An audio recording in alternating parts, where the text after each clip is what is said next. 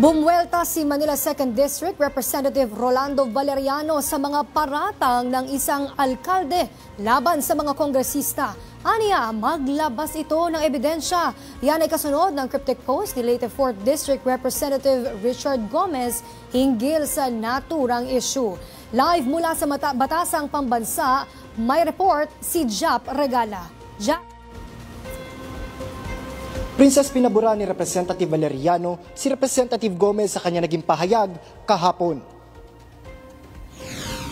Ayon kay Representative Valeriano, tama lang ang pagpuna ni Representative Gomez laban sa isang hindi pinangalanang alkalde dahil hindi tama na idawit ang lahat ng kongresista sa personal na gusot nito sa kinatawan ng distrito ng kanyang bayan.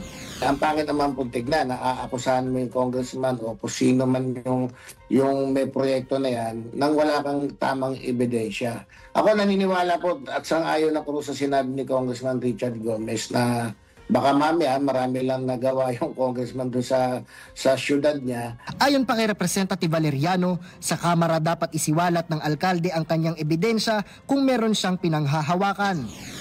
So itong TRICOM, magandang venue na po ito. So kung merong evidence yung alkalde na yon na in regards niya sa flood control, kung merong mang sabit na congressman, contractor o yung government agency, DPWH, ilabas na po, hindi yung sa social media lagi. Kawawa naman yung congressman at kawawa rin naman yung mga napapangalanan niya. Dagdag pa niya, nakakainsulto ang ganitong mga paratang.